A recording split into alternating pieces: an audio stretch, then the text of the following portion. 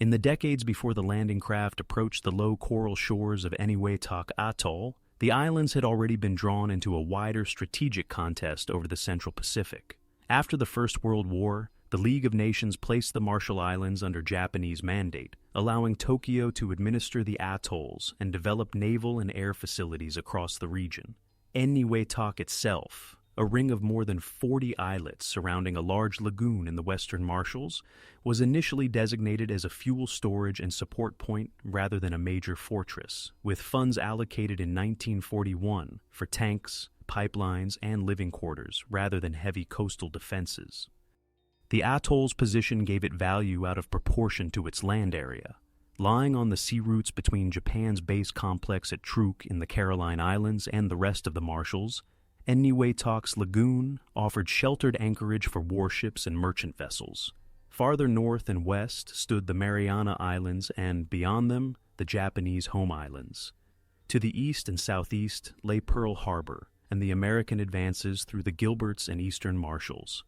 Contemporary Allied planning documents noted that future operations against the Marianas would be launched from bases roughly 1,000 kilometers from Eniwetok and about 5,600 kilometers from Hawaii, making intermediate anchorages and airfields essential for staging and logistics.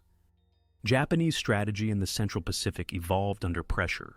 Early war concepts relied on an outer perimeter of island bases, including the Marshalls, to absorb and slow any Allied drive across the ocean, while the main battle fleet operated from strongholds such as Truk and, earlier, Rabaul.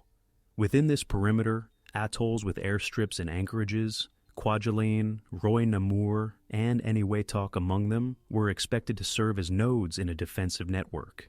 Initially, however, Eniwetok received less attention than other sites, and by 1943 its fixed defenses and garrison remained modest compared with better-known strongpoints. The situation changed after a series of reverses. The protracted fighting in the Solomons and the loss of initiative in the South Pacific strained Japan's ability to supply and reinforce distant garrisons. When United States forces seized the Gilbert Islands in November 1943, Japanese planners reassessed the vulnerability of the Marshalls. They created the 1st Amphibious Brigade from reservists of the 3rd Independent Garrison in Manchukuo and ordered it to Eniwetok as the core of a strengthened defense. Of roughly 3,940 men assigned under Major General Yoshimi Nishida, only about 2,586 reached the atoll. Some were lost when the transport Ikoku Maru was sunk during the large American carrier raid on Truk in February 1944. Including naval personnel, Air Force ground crews, civilian employees, and Korean laborers, the total Japanese presence on Eniwetok approached 3,500 people by the time of the battle. For the United States, Eniwetok became a logical step in an increasingly systematic Central Pacific offensive.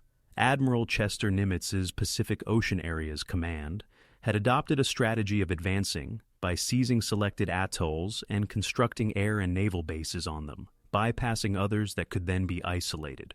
The capture of Tarawa and Makin in the Gilberts in November 1943, followed by Operation Flintlock against Kwajalein Atoll in late January and early February 1944, opened the eastern and central Marshalls. Securing Eniwetok promised to complete the reduction of the group's western portion, provide a major fleet anchorage, and yield airfields from which land-based aircraft could cover future operations against the Marianas and beyond.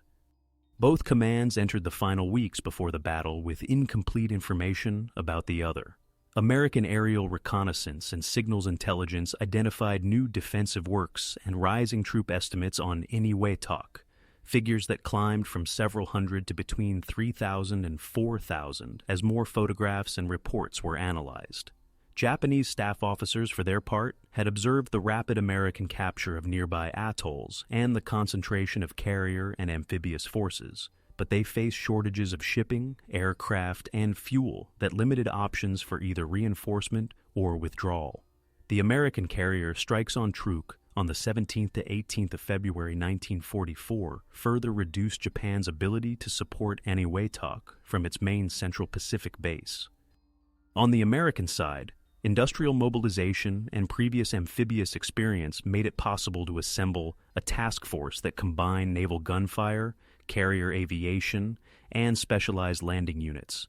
The core ground assault force earmarked for Eniwetok consisted of 2 regiments, the 22nd Marine Regiment and the U.S. Army's 106th Infantry Regiment, supported by engineers, artillery, and naval construction units. They would operate under a chain of command extending from Admiral Nimitz's headquarters through 5th Fleet and the amphibious groups at sea. On paper, this force enjoyed quantitative advantages in shipping, artillery, and air support. However, planners had to account for coral reefs, narrow beaches, and the possibility that pre-invasion bombardment might not neutralize dispersed defensive positions. For Japan, the impending clash at Eniwetok reflected a different balance of priorities. High command directives stressed holding the marshals as long as possible, but also recognized that resources were increasingly needed for the defense of the Marianas, the Philippines, and ultimately the home islands. Within these constraints, Nishida's composite force, Army troops, naval detachments, aviation personnel, and labor units, was ordered to fortify key islands such as Engebi, Eniwetok, and Parry, emplacing light artillery, machine guns, and fieldwork suited to local terrain. The expectation was not necessarily to repel a full-scale landing indefinitely, but to impose costs and delay on any attacker, buying time for the wider perimeter. Civilian perspectives on the impending battle were limited by geography, but not absent. The atoll had no large indigenous population, comparable to more heavily settled islands in Micronesia. Yet the presence of Japanese civilian employees and impressed Korean laborers meant that non-combatants would share the risks of bombardment and fighting. In the United States, Eniwetok itself was little known to the wider public, but news of advances across the Pacific, measured in names like Tarawa and Kwajalein, shaped expectations that further operations were imminent. In Japan, government-controlled media framed the marshals' defense within broader narratives of endurance and resistance, while details of losses and evacuations were tightly managed. By mid-February 1944, therefore, the conditions for the Battle of Eniwetok Atoll were set. A Japanese garrison of roughly 3,500 personnel, short of heavy weapons but entrenched across several key islands, faced an American amphibious force built around 2 regiments and extensive naval and air support. Each side viewed the atoll not as an isolated objective, but as part of a chain. For Japan, one link in a receding outer perimeter. For the United States, a stepping stone toward the Marianas and, ultimately, towards bringing land-based air power within range of the Japanese home islands. 21. In early February 1944, while fighting still continued on parts of Kwajalein Atoll, American planners finalized the decision to extend operations westward to Eniwetok. The operation received the code name Catchpole and was assigned to elements of the same forces already engaged in the marshals, minimizing delays in momentum. Vice Admiral Raymond Spruance's 5th Fleet provided the overarching naval framework, with Rear Admiral Richmond Kelly Turner directing the amphibious forces and Major General Holland M. Smith overseeing the expeditionary troops ashore. Within this structure, the 22nd Marine Regiment and the U.S. Army's 106th Infantry Regiment were designated as the main landing units, supported by naval construction battalions and artillery detachments. The opening phase began with concentration and movement rather than immediate land combat. Transports and landing ships assembled at Kwajalein and nearby anchorages, taking on fuel, supplies, and troops for the next advance. Planning conferences aboard flagship vessels reviewed aerial photographs and charts of the atoll, assigning specific objectives to each battalion and company. Naval gunfire support ships, including battleships, cruisers, and destroyers, received target lists that identified suspected gun positions, communication centers, and airfield installations on the main islands of Engebi, Eniwetok, and Parry. Japanese forces under Major General Yoshimi Nishida experienced this opening differently. With limited reconnaissance capability and reduced contact with higher headquarters, they watched the aftermath of the American assault on Kwajalein as an indicator of what might come next. but lacked precise knowledge of timing. Reports of heavy carrier and land-based air activity, combined with the earlier arrival of Nishida's composite brigade, led to intensified field work, diggings of trenches, construction of bunkers, and camouflaging of firing positions. The atoll's fragmented geography required decisions about which islands to fortify most heavily, and Japanese staff concentrated men and weapons on those with airstrips or suitable beaches, accepting that smaller islets would remain lightly held or unoccupied. In mid-February, American carrier task groups moved into range, marking the transition from planning to active operations. Aircraft from fast carriers began strikes not only against Eniwetok, but also against Truk, seeking to reduce the possibility of a major Japanese naval response. For the personnel on Eniwetok, these preliminary raids translated into sudden air attacks on installations and shipping. Anti-aircraft crews attempted to engage incoming planes with light and medium guns, while ground personnel and laborers took shelter in trenches and caves.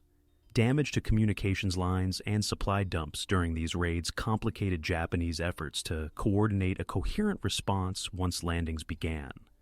On the American side, the first direct interaction with the atoll's defenses came through reconnaissance and hydrographic surveys.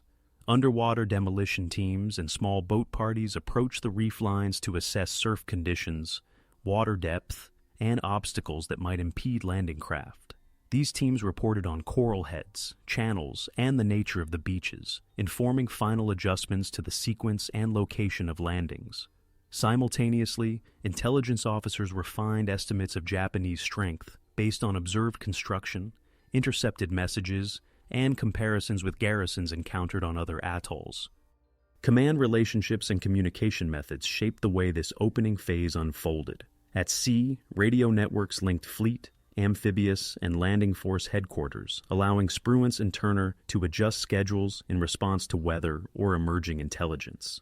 Aboard troop transports, regimental and battalion staffs briefed company officers and NCOs using sand tables and maps that depicted each island's outline, likely strong points, and planned axes of advance.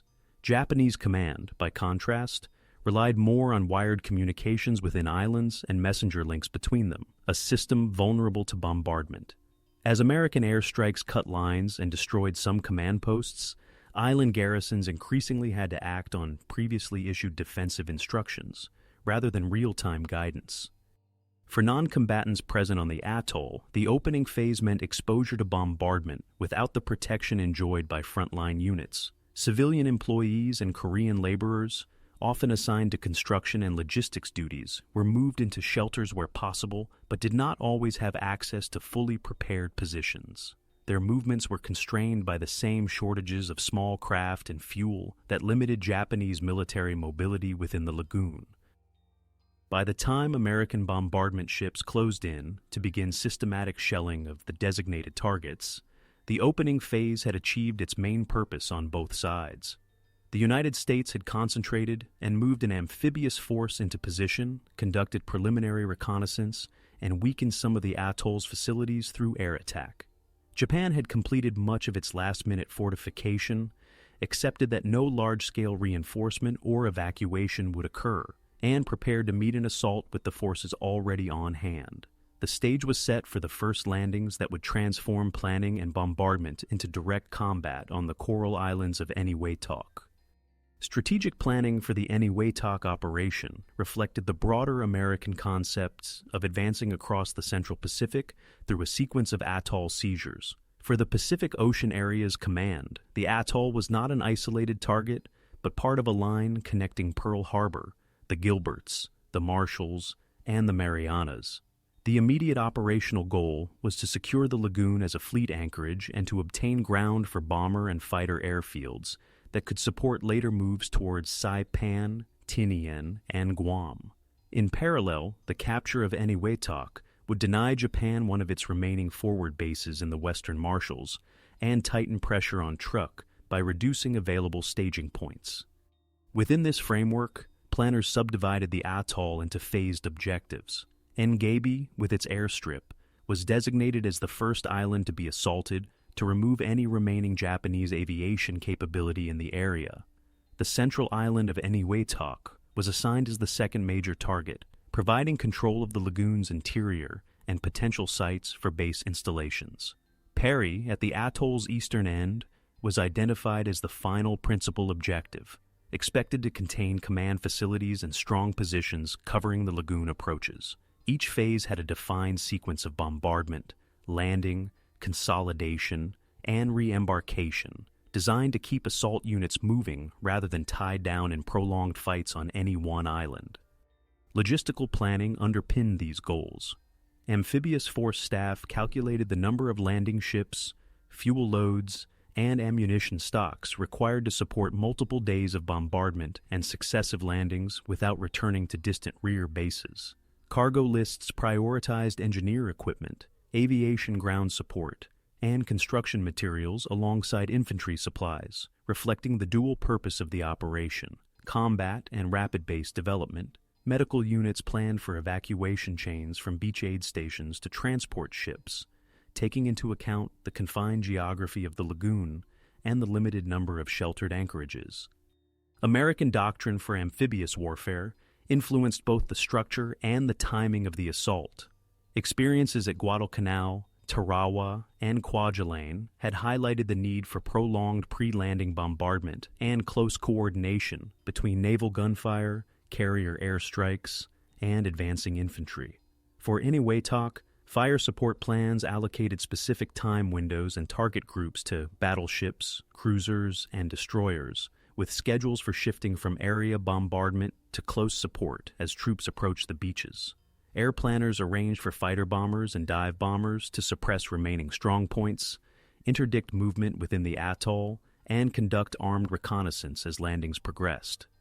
Japanese strategic aims at Eniwetok were more constrained. By early 1944, higher headquarters viewed the Western Marshals as exposed and difficult to sustain, yet politically and militarily important as part of the outer defensive belt. The garrison on the atoll was instructed to hold and inflict maximum attrition, accepting that large-scale relief from Truk or the home islands was unlikely. Operationally, this translated into a static defense concept. Strong points sited to cover expected landing beaches, interlocking fields of fire, and prepared positions intended to force the attacker into close-range combat. Nishida and his staff divided their limited resources among 3 main islands while retaining small detachments on lesser islets as observation posts and tripwires. On Engebi, they concentrated forces around the airfield and coastal approaches, using revetments, trenches, and bunkers to protect weapons and personnel. On Eniwetok and Parry, defensive works included batteries of light artillery, machine gun positions, and covered trenches running inland from the shore. Engineers and laborers used coral, timber, and sandbags to construct emplacements that blended with the terrain, attempting to reduce the effectiveness of air and naval bombardment. Supply planning on the Japanese side focused on stockpiling food, ammunition, and construction materials rather than anticipating large-scale movement within or beyond the atoll. Shortages of shipping and growing American sea and air control limited deliveries. Fuel for small craft and generators was rationed, which in turn affected the ability to shift units between islands once an attack began. Communications planning relied on buried cable lines, field telephones, and runners, recognizing that radio equipment was vulnerable to detection and that power supply could not be guaranteed under bombardment. Both sides made assumptions that would shape the upcoming fighting. American intelligence estimates, based on aerial photography and intercepted traffic, adjusted garrison figures upward, but still regarded Eniwetok as less heavily fortified than some previously captured objectives. Fire support plans assumed that prolonged bombardment would neutralize most heavy weapons and many command installations before the first landings. Japanese planners, aware of the strength of American carrier groups but lacking precise data on enemy doctrine, expected that well-sited positions and determination could impose significant losses and delay, even if complete defense of every island was impossible. Public communication and propaganda framed these strategic calculations differently for domestic audiences. In the United States, announcements about progress in the Marshalls emphasize steady advance and the opening of new bases, without naming every specific atoll in advance of operations. In Japan, statements stressed resistance along the perimeter and the determination of garrisons, while the practical limitations on reinforcement and withdrawal from places like Eniwetok were not discussed openly. For the planners and commanders on both sides, however, the calculations were concrete, a balance between available forces, time, and geography that would soon be tested in the first direct clashes on the atoll. The first direct clash began with the assault on Engebi, the atoll's northern island and airfield site. Before dawn on February 18, 1944, American ships moved into pre-assigned firing positions and began a scheduled bombardment of gun emplacements, trenches, and buildings. Battleships and cruisers fired main and secondary batteries at mapped targets, while destroyers closed to engage suspected positions near the landing beaches. Carrier aircraft attacked in coordinated waves, dropping bombs and strafing areas that intelligence had identified as likely strongpoints. Observers on fire control ships reported collapses of structures and fires near the airstrip, although many individual positions remained invisible under camouflage and disturbed coral. As the bombardment shifted to deeper targets, the first waves of landing craft carrying elements of the 22nd Marine Regiment advanced toward the designated beaches on Engebi's southern shore. Each wave followed a planned formation, with assault companies in the front, followed by support weapons and reserve elements. Naval gunfire lifted to inland impact zones shortly before the craft reached the reef edge, and close support fire from destroyers continued against the flanks of the landing area. Once across the reef, tracked amphibian tractors carried troops through the surf and up onto the narrow strips of sand. Contact with Japanese fire occurred within the first minutes ashore. Machine guns and rifles, sighted to cover the approaches, opened from concealed positions behind the beach line, forcing assault units to seek cover in shell holes and depressions. Mortar rounds began to fall in the landing area, aimed at concentrations of men and vehicles. Forward observers called for adjustments in naval and air support to suppress newly revealed firing points, while platoons moved to outflank or assault individual strongholds using grenades and automatic weapons. The narrowness of the island channeled movement along a few practicable routes, increasing the density of both fire and troops. Japanese defenders on Engebi, estimated at roughly 1,000 to 1,200 personnel, including Army troops, naval detachments, and labor units pressed into service, implemented the static defense plan prepared in the weeks before the attack. Weapons teams occupied revetted positions overlooking the main beach approaches, while secondary groups manned trenches and foxholes around the airfield and the island's central spine. Communications within the island relied on pre-laid telephone lines and runners. As bombardment cut some connections, local commanders conducted the fight according to earlier orders that emphasized holding key sectors and inflicting casualties rather than maneuvering. Through the morning and early afternoon, American units pushed inland in a series of short advances. Assault companies moved in bounds from one line of cover to the next, marking cleared positions and directing supporting fire against remaining resistance. Engineers followed close behind to clear obstacles, fill shell craters that blocked vehicles, and mark paths for additional waves. The airfield area became the focal point of fighting, as defenders in bunkers and dugouts used the remaining cover to engage advancing troops at close range. In several sectors, Japanese positions continued to fire until overrun, contributing to a pattern in which individual strongpoints remained active even as the general defensive line collapsed.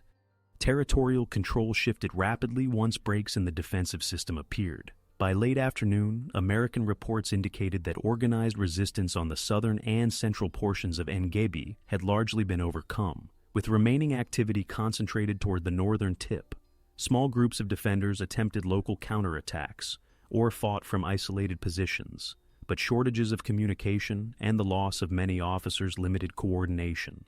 The attackers, having secured most of the airfield and central installations, began to reorganize and prepare for systematic reduction of remaining pockets. Casualties from these first engagements reflected the intensity of combat in a confined space. American figures for the day on Engebi recorded dozens of dead and more than 100 wounded, numbers that were evaluated against previous operations to judge the apparent effectiveness of pre-landing bombardment and coordination. Japanese losses were much higher in absolute terms, and as a proportion of the garrison, by the time fighting on Engebi subsided, more than 1,000 defenders had been killed, with only small numbers captured or found wounded and unable to continue resistance. Among the dead were not only regular soldiers and sailors, but also laborers who had been assigned to man auxiliary positions. For surviving Japanese personnel, the outcome of the first day's fighting on Engebi underscored the difficulty of the wider defensive mission. The loss of the island's airfield removed any possibility of basing aircraft there, and the rapid penetration of defensive lines demonstrated the effect of concentrated naval and air support combined with amphibious assault. For American commanders, the capture of Engebi provided a forward position inside the atoll, a test of current amphibious doctrine under new conditions, and a base from which to plan and launch subsequent landings against the remaining principal islands of Eniwetok and Parry. The capture of Engebi did not end the fighting on Eniwetok Atoll, it extended it. As soon as reports confirmed that organized resistance on the northern island had ceased, American commanders shifted attention to the central objective, Eniwetok Island itself. The lagoon now contained a growing concentration of transports, landing ships, and support vessels, all operating within limited space and under procedures designed to prevent collisions and friendly fire. Supply officers organized a continuous cycle of landing craft, carrying ammunition, water, rations, and engineering equipment to the newly secured beaches, while evacuation craft returned with wounded and prisoners. The tempo of movement within the lagoon increased significantly compared with the opening day, reflecting an escalation from single-island assault to multi-island campaign.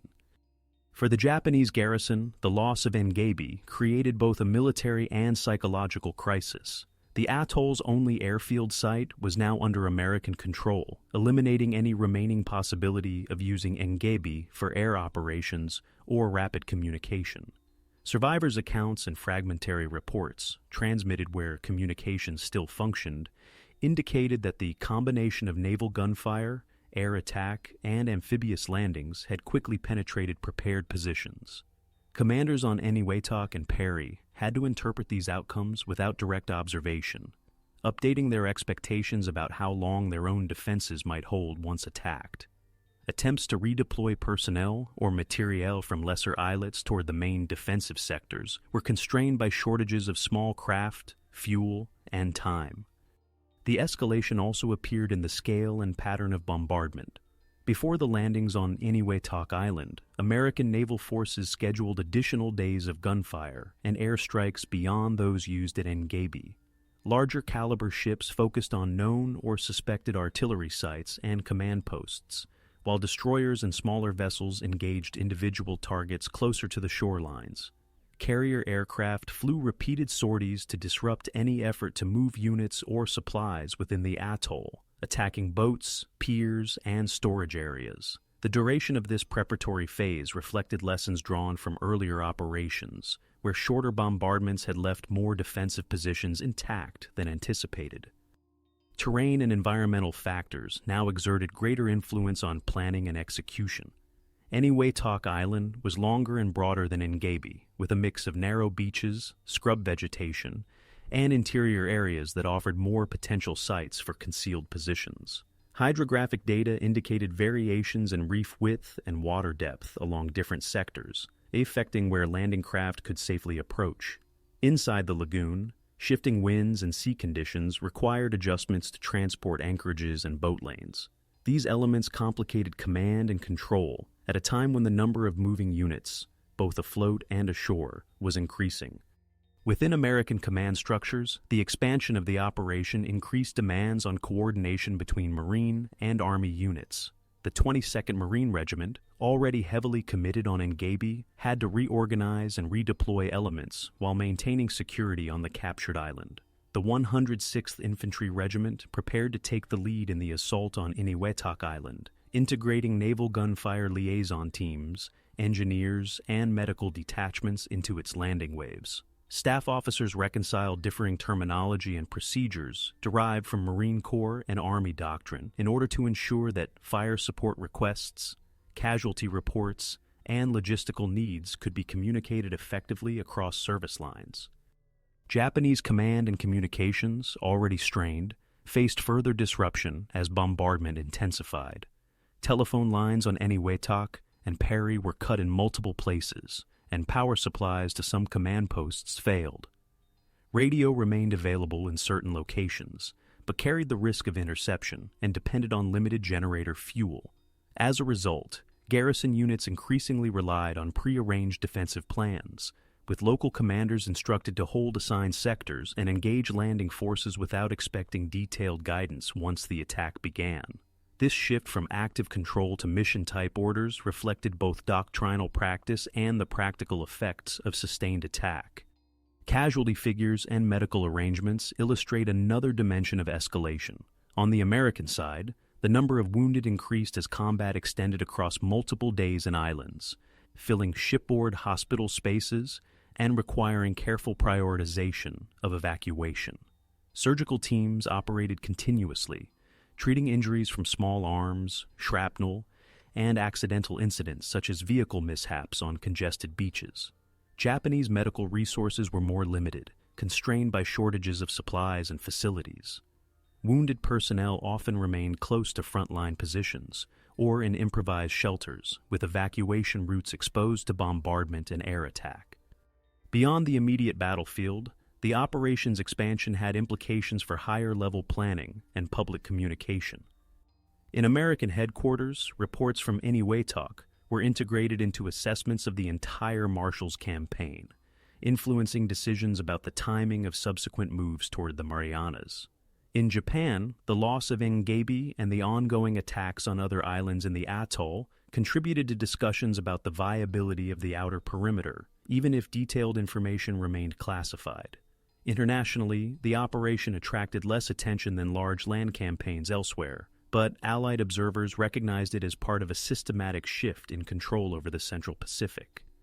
By the time the first assault waves were organized for the landings on Eniwetok Island, the battle had clearly entered a more complex phase. Forces on both sides were committed across multiple islands, command systems were operating under higher strain, and the cumulative effects of bombardment, logistical pressure, and casualties were becoming apparent.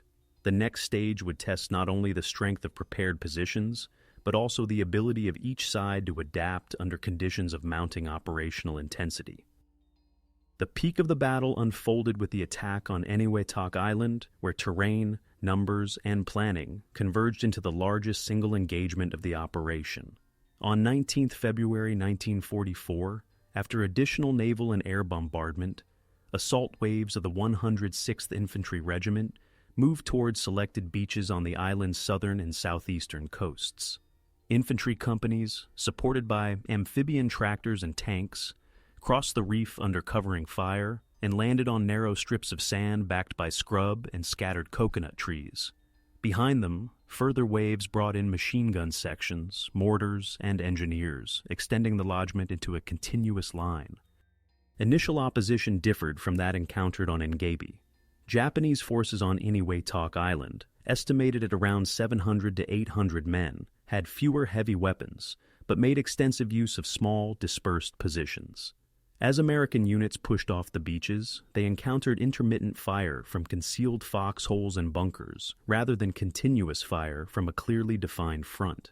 This pattern forced attacking troops to advance in small groups, clearing individual positions with coordinated use of rifles, automatic weapons, grenades, and demolitions. The wider shape of the island allowed the defenders to withdraw from some forward positions and reoccupy trenches farther inland, prolonging combat through a series of localized engagements rather than a single defensive line. From the Japanese perspective, the struggle on Eniwetok Island represented both an opportunity and a constraint. The larger land area offered more depth for defense and more options for sighting positions, but shortages of artillery and automatic weapons limited the ability to create overlapping fire zones. Local commanders attempted to concentrate available firepower in areas where they anticipated the main American advance, accepting gaps elsewhere. As communications were disrupted, many groups fought under earlier standing orders, engaging until their positions were destroyed or overrun, rather than maneuvering under real-time direction from higher headquarters. For the American assault troops, this peak phase brought extended periods of close-range combat in difficult conditions. Heat, coral dust, and the need to remain under cover whenever possible slowed movement. Coordinating supporting fire in such proximity to the enemy required careful control of artillery and naval gunfire. Forward observers and liaison teams worked to adjust fire missions so that shells fell ahead of advancing infantry rather than on their positions. Tanks and amphibian tractors provided mobile fire support, but coral ridges, shell holes, and anti-tank obstacles limited where they could operate, and some vehicles were immobilized or destroyed as they attempted to reach interior positions. While the main effort focused on Eniwetok Island, preparations continued for the assault on Parry, the eastern island believed to contain a larger concentration of troops and command facilities. Naval bombardment of Parry intensified in parallel with the fighting on Eniwetok, adding to the overall density of fire and contributing to the sense among Japanese defenders that the entire atoll was under continuous attack. Onshore, laborers and medical personnel attempted to move supplies and wounded into more sheltered locations, but the combination of airstrikes, artillery, and naval gunfire made movement between positions increasingly hazardous. Non-combatants experienced the peak of the campaign as a period of sustained danger with limited options for protection. Civilian workers and Korean laborers on Eniwetok and Parry often occupied shelters originally built for troops or improvised cover in natural depressions and excavations. Access to food and water became irregular as storage sites were damaged and supply routes were cut. On the American side, naval medical facilities and transport ships received a rising flow of casualties from multiple islands, with triage systems allocating patients to operating rooms, dressing stations, or convalescent spaces depending on the urgency of their injuries. Command decisions at higher levels during this phase reflected the immediate pressures of combat and the broader campaign timetable. American commanders weighed requests from unit leaders for additional time and fire support against directives to complete the operation quickly in order to release ships and troops for subsequent tasks. Adjustments were made to landing schedules, bombardment plans, and unit assignments, but the overall sequence, Engebi, Eniwetok, then Parry, remained in place. Japanese higher headquarters, hampered by distance and disrupted communications, had limited direct influence on events once the landings began. Their earlier instructions to hold and inflict losses continued to guide local choices even as conditions changed. Casualty figures during these peak days rose on both sides. American units recorded increasing numbers of dead and wounded as they encountered well-sighted positions at close range and moved over exposed ground between patches of cover.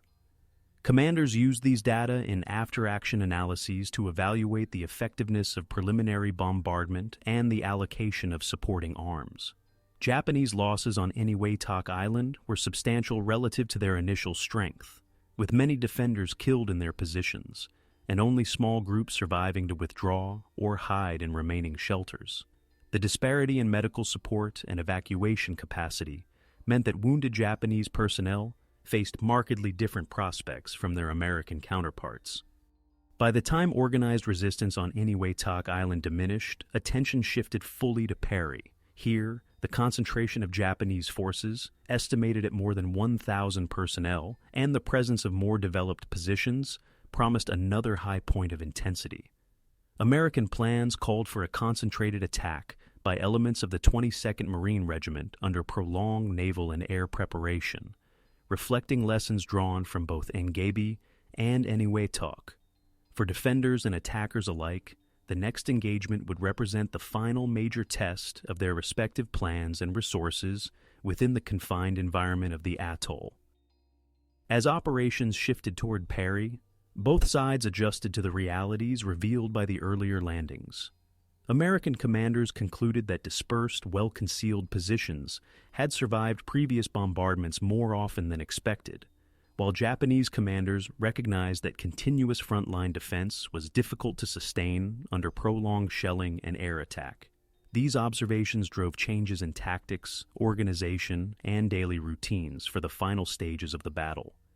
On the American side, assault planning for Parry emphasized closer integration of infantry, armor, and specialized weapons. Flamethrower teams and demolition squads were reinforced and moved forward in the assault order, reflecting the prevalence of bunkers and covered trenches encountered on Engebi and Eniwetok Island. Tanks and armored amphibian vehicles were tasked not only with supporting the initial beachhead, but also with systematically engaging strongpoints identified by aerial reconnaissance and previous contact. Forward observers refined procedures for marking friendly positions with panels and smoke to reduce the risk of misdirected fire, while calling in naval gunfire and airstrikes at shorter distances. Japanese forces, aware that earlier linear defenses had been penetrated in hours, shifted toward a pattern of small unit resistance designed to prolong combat inside the island rather than at the shoreline. On Parry, positions were arranged in depth, with firing points oriented not only toward the beaches, but also along likely interior avenues of approach. Some bunkers and trenches were constructed to allow defenders to withdraw through covered routes and reoccupy secondary positions. At the same time, shortages of materials and labor meant that not all sectors could be developed equally. Individual units improvised with coral blocks, salvaged timber, and available scrap. Adaptation was also evident in how each side managed limited resources. American logistics officers adjusted ammunition allocations to ensure that flame weapons, demolition charges, and tank ammunition would be available in sufficient quantities for the Parry assault, even if this required tighter control over expenditure elsewhere. Engineers modified their equipment loads, carrying more explosives and specialized tools for bunker reduction. Japanese quartermasters rationed remaining ammunition and grenades, instructing units to reserve heavier weapons for close engagements. Medical personnel on the Japanese side reused dressings and improvised splints, while American medical teams reorganized triage procedures aboard transports to handle surges in casualties from multiple islands. Night operations and countermeasures evolved in response to earlier experience. Following isolated night movements and infiltration attempts by small Japanese groups on Engebi and Eniwetok, American units on newly captured ground established tighter perimeter defenses with overlapping fields of fire, pre-registered mortar zones, and increased use of illumination rounds. Listening posts and patrols were pushed slightly forward of main lines to provide early warning. Japanese defenders, recognizing the difficulty of large-scale night counterattacks under these conditions, tended to send smaller detachments to probe positions, recover supplies, or relocate between shelters, accepting that such movements carried significant risk. Psychological responses to the continuing battle varied among participants. American troops, many of whom had previously trained for or experienced other landings, adjusted their expectations based on the pattern observed on the atoll. Intense resistance in limited areas, followed by rapid collapse once key positions were taken. This did not eliminate caution. Repeated reports of concealed positions and individual defenders continuing to fight from isolated bunkers reinforced the practice of methodically clearing each sector before declaring it secure. Japanese soldiers and sailors, facing the loss of successive islands and with no expectation of evacuation, framed their resistance in terms of holding out as long as possible, often under instructions that emphasized duty over survival. Non-combatants adapted in more rudimentary ways. Civilian workers and Korean laborers on Parry and Eniwetok relocated shelters as bombardment shifted, dug deeper holes where tools were available, and attempted to collect water from damaged cisterns in rainfall when normal distribution broke down. On the American side, naval and shore-based support personnel adjusted work patterns to periods when shelling and air activity were lower, using brief intervals of relative quiet to move supplies or repair equipment. Communication systems were modified under pressure. American units increased reliance on short-range radio sets and field telephones laid behind advancing troops, accepting the risk that wires might be cut, but valuing the clarity of voice communication in coordinating combined arms. Signal personnel improved marking systems for targets and friendly positions using panels, colored smoke, and, where feasible, lamp signaling between ships and shore. Japanese defenders, with many landlines destroyed, resorted more frequently to runners and prearranged signals, such as flares and colored flags, although the visibility of such methods also exposed them to observation. By the time final preparations for the assault on Parry were completed, the patterns of resistance and adaptation had become established. Both sides were still operating with the forces they had brought or already possessed on the atoll. No large reinforcements were available. Within these constraints, commanders and soldiers adjusted tactics, routines, and expectations in an attempt to influence the outcome of the remaining engagements.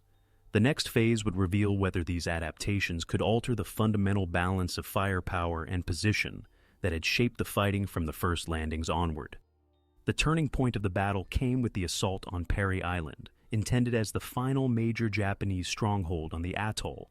Before dawn, on February 22nd, 1944, American battleships, cruisers, and destroyers concentrated their fire on a compact target area, executing one of the most intensive bombardments of the operation. High explosive shells struck known and suspected fortifications, observation posts, and supply dumps, while carrier aircraft and land-based planes added bombs and strafing runs. Observers noted secondary explosions in several sectors, indicating hits on ammunition or fuel, yet experience on Engebi and Eniwetok advised caution. Many small bunkers and trenches could survive even prolonged fire. When the prearranged firing schedule reached its final phase, the 22nd Marine Regiment's assault waves moved toward the eastern and southeastern beaches of Parry. Amphibian tractors advanced in coordinated lines, followed by landing craft carrying additional infantry and support weapons. As at earlier landings, naval gunfire shifted inland at the last moment to avoid hitting the leading wave, and smoke and dust partially obscured the shoreline. Once ashore, assault companies deployed from the vehicles and pushed through a narrow beach zone into an area where craters, debris, and broken vegetation offered both cover and concealment for defenders. Initial resistance demonstrated both the effects and limits of the bombardment. In some sectors, Japanese weapons remained silent, their crews killed or disorganized. In others, machine guns and rifles opened from bunkers that had withstood the shelling. American units responded with the combined methods refined over previous days: flamethrowers against bunker apertures, demolition charges placed on roofs and entrances, and close cooperation between infantry and tanks to suppress firing points. Progress inland was measured in tens of meters at a time, with each destroyed strongpoint reducing the ability of the defenders to maintain a coherent line. For the Japanese garrison on Parry, this phase represented the moment when pre-war and early war concepts of perimeter defense met the reality of an opponent with substantial naval and air superiority. Local commanders attempted to implement the planned defense in depth, ordering positions farther inland to remain concealed until attackers moved within short range. However, the density of the bombardment, the disruption of communications, and the limited number of heavy weapons meant that many positions engaged in isolation. Groups that had been instructed to fall back to secondary trenches often found those routes blocked by debris or already under attack, turning planned withdrawals into fragmented movements or last stands in improvised locations. From the American viewpoint, the rapid erosion of organized resistance on Parry signaled that the decisive shift in control of the atoll was underway. As companies reached pre-designated phase lines, they reported fewer coordinated counterattacks and more scattered individual or small group engagements. By late in the day, many of the positions that had been identified as likely command or logistics centers were overrun or found destroyed. Surviving Japanese personnel increasingly appeared in small pockets, some attempting to fight from concealed shelters, others incapacitated or unable to move. Non-combatants experienced this turning point as a collapse of whatever structure had remained in daily life. Civilian workers and Korean laborers on Parry, already confined to shelters by earlier bombardments, encountered advancing troops, falling structures, and fires without an organized evacuation system. Some were killed or wounded when positions were targeted as military objectives. Others emerged from cover only after active fighting had passed their immediate area, encountering occupying forces with whom they had no shared language. On the American side, medical and support personnel prepared for a peak of casualty arrivals that, while significant, proved lower than forecasts based on earlier atolls, reinforcing the perception that combined bombardment and adapted tactics were altering the cost of such operations. At the higher command level, the reduction of Parry altered the balance of decision-making. Once reports indicated that organized resistance was effectively broken and that remaining Japanese forces on the atoll were isolated remnants, American commanders began planning the transition from assault to consolidation, assigning units to mopping up operations, defining defensive perimeters, and scheduling the arrival of construction and aviation units. For Japanese higher headquarters, the lack of further communication from Parry and Eniwetok confirmed that the atoll had been lost as a functioning base, even before formal reports could be compiled. The capture of Parry and the destruction of most of its garrison thus marked the operational turning point at which control of Eniwetok Atoll shifted decisively. What had begun as a series of uncertain landings on scattered coral islands now became, in practical terms, the establishment of a new American base complex in the Western Marshalls, and the end of Japan's ability to use the atoll as part of its Central Pacific perimeter. Subsequent actions on the remaining islets would be important for security, but would no longer determine the overall outcome of the battle. With the fall of Parry, organized combat on Eniwetok Atoll ended within hours, but operations continued in the form of systematic clearing and consolidation.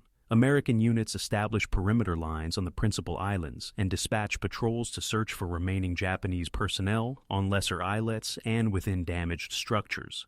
These patrols moved cautiously, aware that previous battles in the Pacific had shown that isolated defenders might remain in caves, bunkers, or dense vegetation.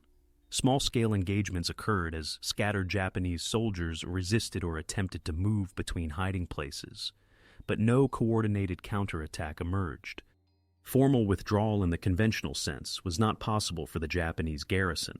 The destruction of most small craft, the presence of American naval forces in and around the lagoon, and the loss of communications with external bases meant that no organized evacuation could be arranged. For many Japanese soldiers and sailors, the end of the battle came either in continued fighting until death or in capture, when wounds, isolation, or lack of supplies made further resistance impossible. A small number of survivors were taken prisoner from trenches, shelters, and improvised positions. They joined a group that also included Korean laborers and civilian personnel who had been found during mopping up operations. American forces transitioned rapidly from assault to occupation duties. Infantry and Marine units reorganized their positions into more permanent defensive layouts, while engineers and naval construction battalions surveyed the islands for airfield sites, port facilities, and storage areas. Priorities included clearing unexploded ordnance, marking minefields or suspected obstacle zones, and establishing roads and causeways suitable for vehicles. Medical detachments continue to operate at high tempo, treating wounded from the final days of fighting and screening prisoners and laborers for injuries and disease. Immediate consequences were visible in the human and material condition of the atoll. On the American side, casualty reports for the operation recorded several hundred dead and more than 800 wounded across all participating units, figures that planners compared with losses at earlier atolls to assess the impact of prolonged bombardment and adapted tactics. Japanese losses were considerably higher. Nearly all of the approximately 3,500 military personnel on the atoll were killed or missing, with only a few dozen taken prisoner. Civilian and laborer casualties were significant, but less precisely documented, reflecting the difficulty of distinguishing between categories of personnel in mixed shelters and work units.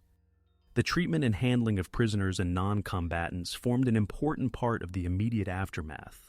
American authorities segregated Japanese military prisoners from Korean laborers and other civilian workers, interrogating the former for information about defensive plans, supply routes, and higher command structures.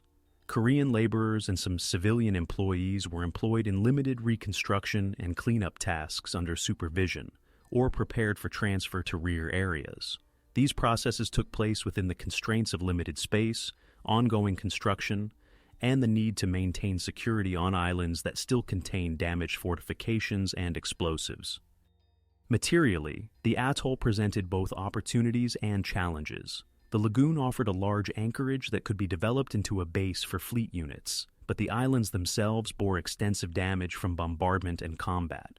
Engineers evaluated existing Japanese installations for possible reuse, including fuel tanks, piers, and storage buildings, while also planning new construction suited to American equipment and logistical systems. The removal of wrecked vehicles, disabled guns, and debris was necessary not only for safety, but also to free space for airstrips, warehouses, and living areas.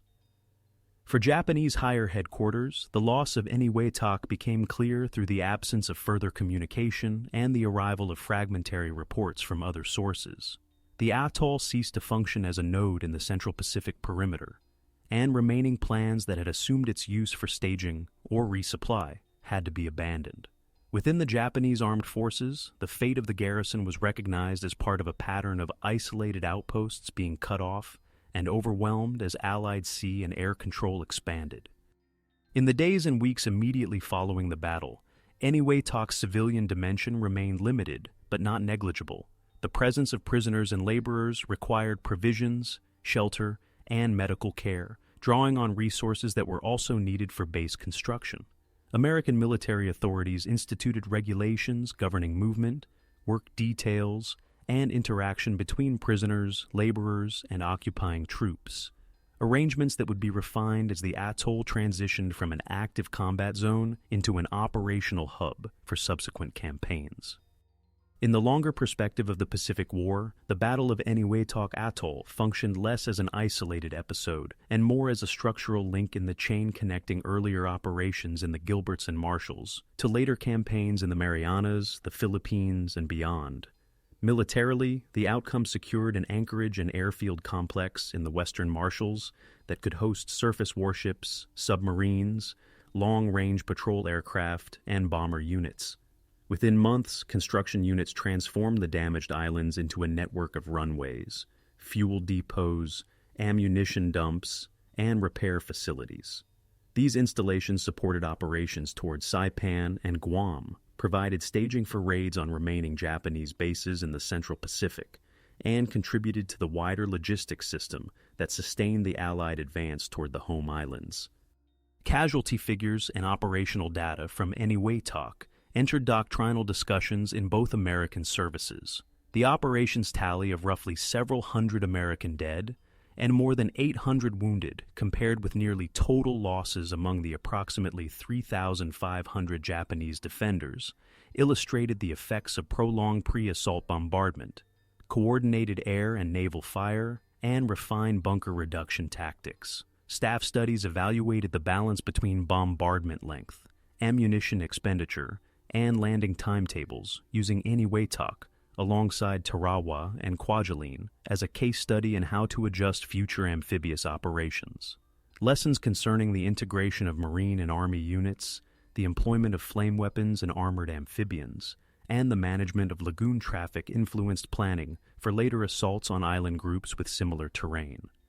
For Japan, the loss of Eniwetok signaled the erosion of the Central Pacific perimeter and the growing difficulty of maintaining far-flung garrisons under conditions of constrained shipping and air cover. In military analyses conducted during and after the war, Japanese officers cited the atoll as an example of the vulnerability of static island defenses once an opponent achieved sea and air control. The near destruction of the garrison, with only a small number of survivors taken prisoner, reflected both the doctrinal emphasis on holding positions to the end and the practical absence of evacuation routes.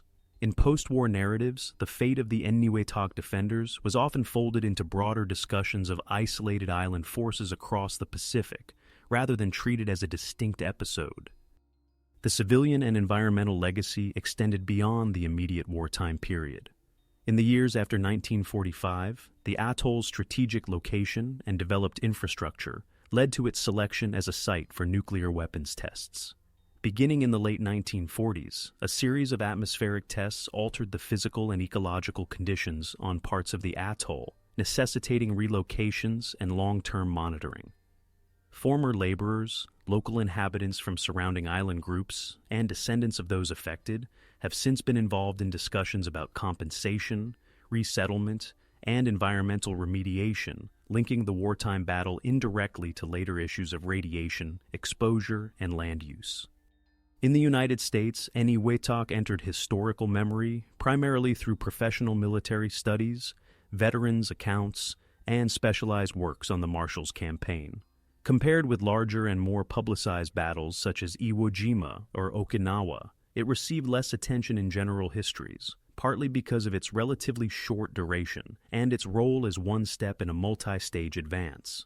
Nonetheless, for participants in the 22nd Marine Regiment, the 106th Infantry Regiment, naval gunfire support ships, and construction units, Eniwetok formed a distinct and often detailed segment of personal and unit histories, preserved in memoirs, oral histories, and unit reports.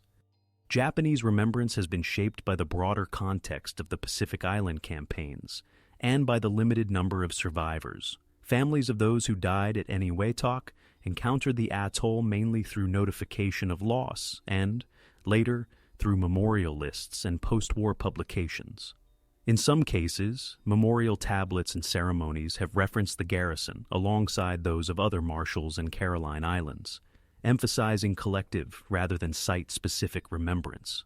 The near-total destruction of the garrison and the subsequent use of the atoll for nuclear testing have complicated efforts to conduct on-site commemorations or recovery operations. Historiographically, Eniwetok has been interpreted through several lenses.